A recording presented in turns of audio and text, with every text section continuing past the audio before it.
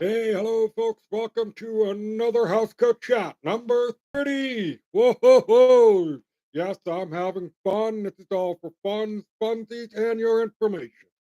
Please, I'm just a dude in the housecoat, your host, Justice Truth, and I just want to say, read, folks. Check things out. Don't trust a 15-second soundbite or the mainstream media because they are still a lackey of our government. Truly, they are. Case in point, the leadership race of the Liberal Party. Yes, folks, I'm going into politics right off the hop because I believe his name is Arya, an East Indian fellow who's been elected, I believe, at least 3 times into the House of Commons. He was pretty much the front runner, like person to come up and say, "Hey, I want to run," and he is being disqualified. Why? Who knows? But the mainstream Lynch is somehow the nefarious actor that is ruining the leadership race of the Liberal Party.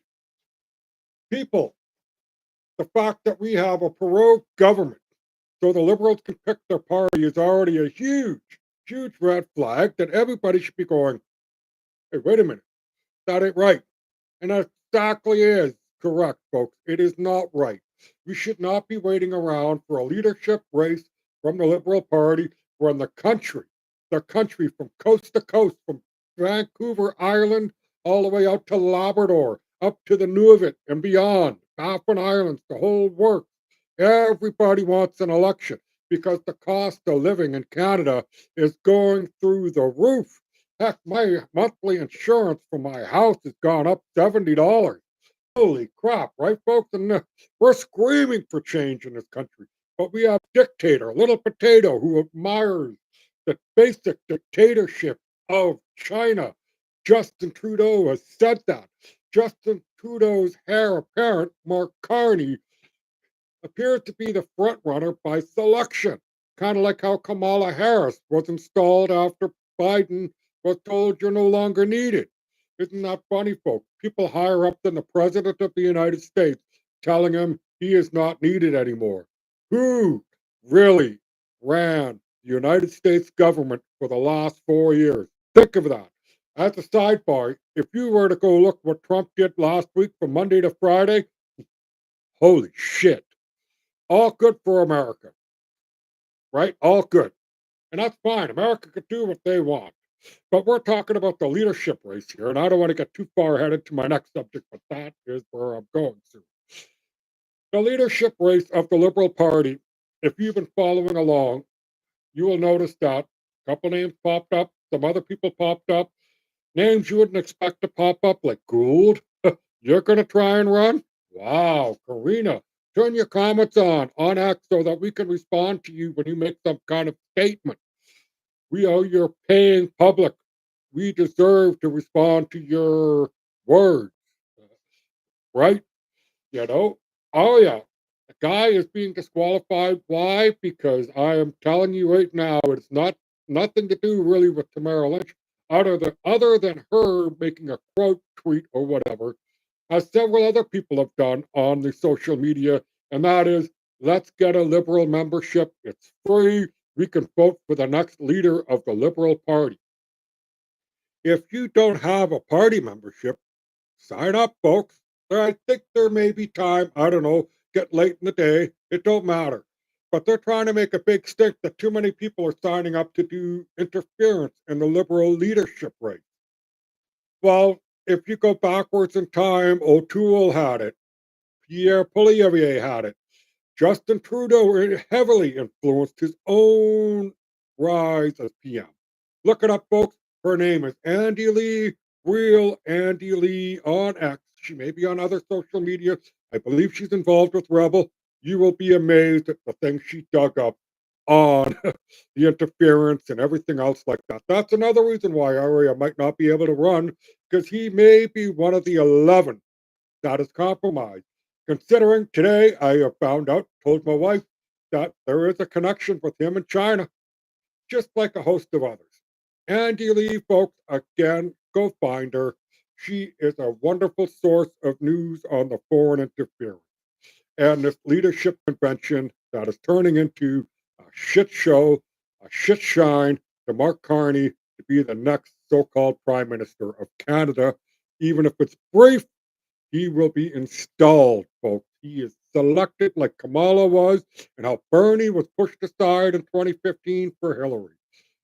Area, I wish you could have gone farther. You look promising. The new lady, Ruby, hope she does well because I like the idea of getting rid of the illegals. Yes, they're a burden on our society, and we shouldn't have to take care of somebody else's problem from another country. They should go back. We have enough homeless people in Canada. All righty, folks, let's just switch it up here. We're going to go to tariffs. Yes, tariffs. Everybody in Canada, from premiers to the prime minister to our so called business leaders like Angie Dickinson, who charges you to speak, while Dennis O'Leary charges you nothing. Who do you want speaking up for Canada? I go with O'Leary.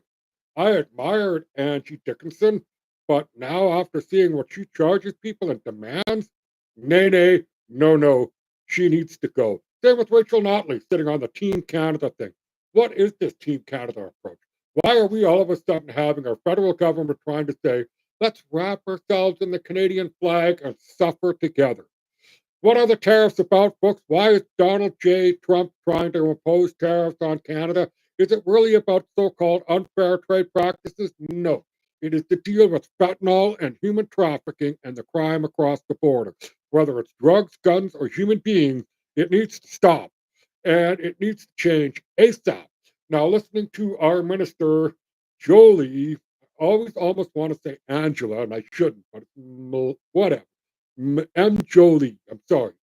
Getting a little excited here, but she responded today by saying we're just going to add more tariffs against their tariffs. And the tariff thing, if you remember Justin Trudeau the other day, we are going to punish Heinz ketchup and make people buy Hunt's ketchup because it's Canadian made. Guess what Heinz ketchup is? It's in Montreal. If you were to go on the Google map, folks, and I want you to listen very carefully. If you are bored right now, go to your Google map. Go find out where Justin Trudeau's office is and go locate the ketchup facility that is making ketchup in Montreal. And you will see it's about 15 or 10 to 15 minutes drive from his constituent office. How out of touch, how unintelligent, no wisdom out of that man's mouth, other than his narcissistic, egotistical, what other word can you use? He is literally a male succubus hurting this country. There's no other way to describe it. And I'm surprised, like myself and a host of other people, we really are really not up in arms. I mean, Todd Doherty, if you got a chance to listen to my show, it needs to change. Same with Pierre Jagmeet. All 338 of you guys, in my mind, are compromised because of all the fiasco that's going on. The tariffs are just about the border, security, and the problem of drugs, guns, and human trafficking. If we could fix those things up, folks, our country will be better for it. We will save money. The Americans will save money. And the criminal element will move elsewhere where they can profit more. Because that is, in essence, what the crime thing is about making money illegally so somebody at the top can benefit while they cause human suffering everywhere. It is disgusting, the tariff business. If you have not ventured beyond CBC, CTV, Global, you are not getting the true story. Case in point is Colombia. They refused apparently two military jets to land in Colombia. They did not want that to be shipped. So, Mr. FAFO, fuck around and find out, showed Colombia what it's about. Boom, tariffs slapped on. If they don't straighten things out within a week, the tariffs double. And lo and behold, this person from Colombia, their president, their prime minister, whatever you want to call him, the king of Colombia, rescinded his demands of no military planes, we turned and said, I will give up my presidential plane. He's the president then, and they can help bring in the migrants that the illegals have gone into America that are from Colombia. 2 hours, basically, folks. He flipped the script and said, nope, we are going to obey what the Americans want. None of this stuff should have happened in the first place, folks. If you really deep dive down everything that's going on with all this stuff, you will be amazed. It is shocking. It is scary. In fact, there was a border shootout down in the Mexico, Texas area where Mexican cartel people were shooting at the American Border Service people. Those Mexican cartel people may have some firepower, but you do not have the United States military behind you. You don't. You don't have the likes of the Marines, the Rangers, Airborne Division. Oh my God. I mean, we're in for a world of hurt to watch the Americans go around and clean up the cartels. And don't be surprised if it comes to Canada. Yes, you heard me correctly. Do not be surprised if American military might comes into Canada to stop some kind of criminal organization from going on. If Canada won't clean it up, the Americans will. And mark my word, it will happen. I hope it, I hope everything's stalled before then, but we may get invaded temporarily to take out criminal elements that are within this country. Yes, the tariffs are about the border, drugs, and human trafficking, not about unfair trade balances. You really do need to look yourselves, folks. You need to read. You need to look beyond the headlines that mislead you and misdirect you into other areas that have nothing really to do with what Trump is asking. Like the responses from Jolie today, well, just more tariffs. Man, I could honestly say this. She does not deserve to be in a federal cabinet position, maybe a mayor, but she is a community garden leader, small stuff. She shouldn't be this high up in the political spectrum at all. And finally, folks, my last subject that I really want to talk about, the most important thing, because it's alarming to me, because it starts at the United Nations and it's infiltrating to us in our communities. And that is the culling of animals because they somehow have an infectious disease. Case in point is ostriches down in the middle of the province. I mean, I'm going to be going off the top of my head here. I tried making some notes and all that, but I want you to listen. There's a lady named Odessa O. I really want to say her last name, Ornowich. I can't say it. I apologize to the wonderful lady. There's another person on X called Shareware. Check it out.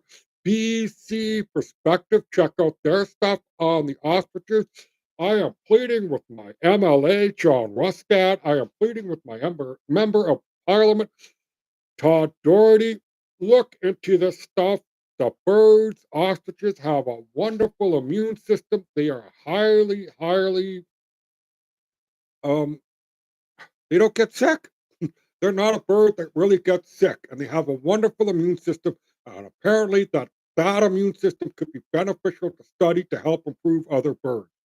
Two birds were tested that were dead a little while ago, so they want to call all 400 of these ostriches, which are not bred for selling, meat consumption, or anything else like that. I believe it's a pet farm, don't quote me, folks, but it bothers me that animals that have no business being killed are going to be killed because some asshat in a uniform, given a title, says we need to do this. But the evidence for the ostriches are there that they are a very strong immune animal. They do not get affected by the avian flu like other avian birds. The fact of the matter is that perhaps these birds should be saved and maybe studied to improve things to help the bird flu. Not cull them because two dead ones are dead and they died of what natural causes, perhaps, but because of the faulty PCR test, folks. The faulty, when I say faulty, look it up. PCR test, are they reliable? Just Google that and you will find a whole host of stuff. Crockett, whatever. Check it out. But the fact of the matter, these ostriches need saving. They're not near any other kind of farm. It's a poultry farm.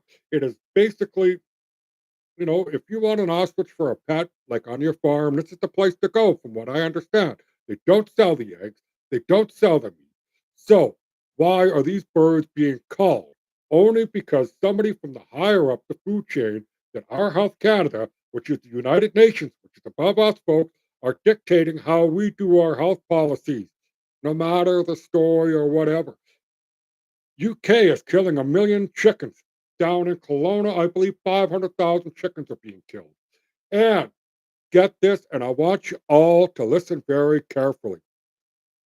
Hydrogen peroxide has been used in diluted form in water to give these birds if they were suspected of having the avian flu.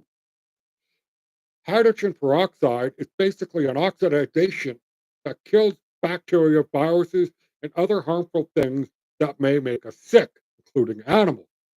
And so, why aren't we implementing these things? It's kind of like the ivermectin, other things that go on out there.